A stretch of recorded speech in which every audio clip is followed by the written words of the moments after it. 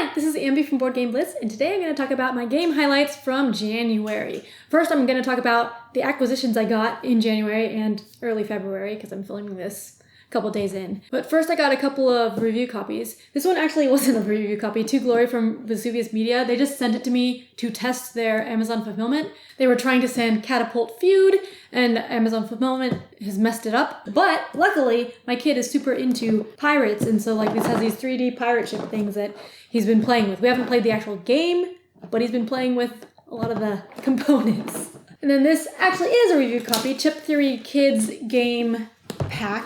This is the Versus play set. I have the Logic puzzle set that I had already talked about before and have a video over on thinkygames.com for them. But this is board games instead of logic puzzles. And so there's Bear in Mind, Woodland Rush, and Octograbbo. Octograbbo is like a dexterity game with chopsticks. Bear in Mind is like a memory game, and Woodland Rush, I'm not actually sure, I forget. I read the rules of all of them, but we haven't played them yet. But it says they scurry to win points by completing tasks as fast as they can. Oh, I think this is you're flipping over cards and trying to complete as many as you can in the time limit. But yeah, I'm hoping to convince my kids to play these with me soon. Then we ended up buying a bunch of games recently. We bought Disney Lorcana, the Gateway set. This is a trading card game that I haven't played yet, but I heard it's good for kids. It's simple. And I like Disney, and my kids know some Disney characters.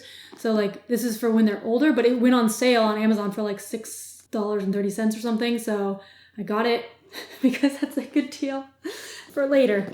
Then my husband took one of my kids to the game store because we had some credit, and he bought Zombie Kidz. This was actually a February purchase, but Zombie Kidz Evolution, which we have already played one game of and really liked it. This is a legacy style game for kids, cooperative, where you're defeating zombies. And both of my kids played it with me, and they both liked it, which is great because one of my kids hasn't been as into board games, but it was a good level for him. And my husband also bought these 3 exit games because we don't have these ones yet. Prison Break, The Hunt Through Amsterdam, and The Magical Academy. Yes, because we always get all the exit games to play them.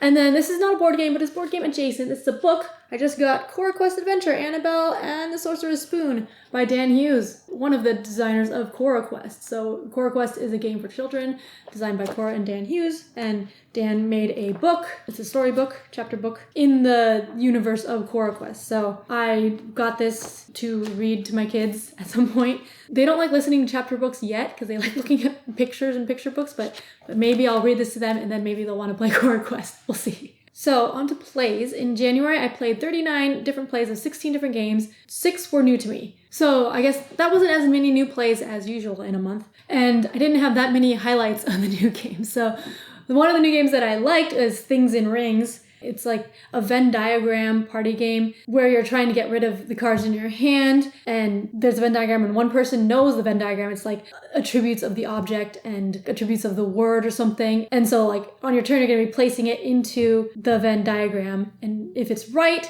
then you get to keep playing, and if it's wrong, you have to pick up a new card and the next person goes. So you could theoretically win on the first turn if you get lucky.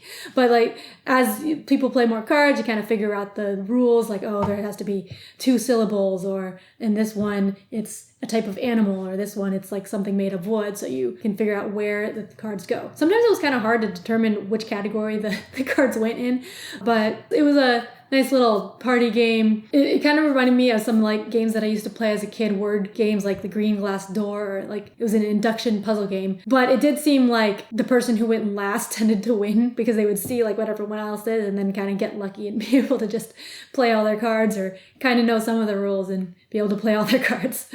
And then I guess the other highlights were not new to me games. I played more Infiltraitors, which I mentioned in my top new to me games video. So I wanted to play it again because it had been a while. And so we played a few more missions of that, and we played it at 3 players, and it was still good, and I liked it. Infiltrators is a cooperative deduction card game. It's mission based, so each mission there's different setup rules and some other rules like which cards are in the deck. And in one mission we weren't allowed to talk to each other. In one mission there are special cards that you can just play for an extra clue. I've talked about Infiltrators before, and I like it, and yeah, I still like it, and I'm excited to play more missions. I think it has somewhere around 20 missions or something. Somewhere between 16 and 25. I'm not sure exactly.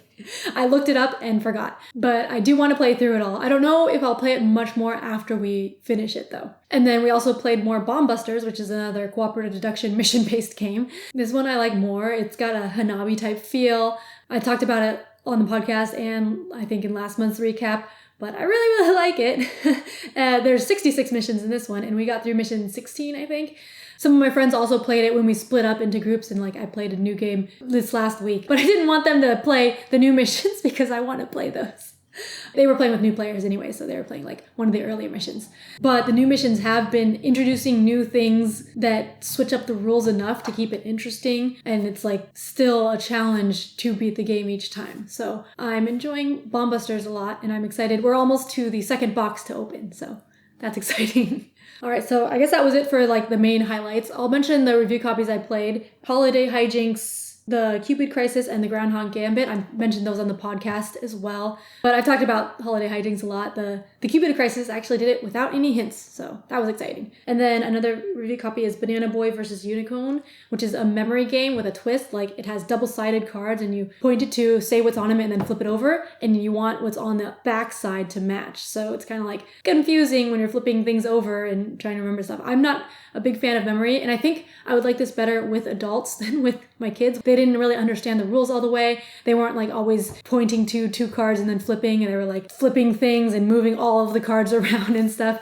So I think they need to be a little bit older. I think the game does say ages 8+, but they were thinking that maybe my kids would be able to play it. I mean, they can play it. It's just very hectic. But I am going to be making a children's overview video on that soon. So that was it for January. Let me know what games you played in January, and thank you to all of our Ko-fi supporters as always. If you would like to support us on Ko-fi, please feel free to. You get to have your name here. Thanks for watching Board Game Blitz. Bye!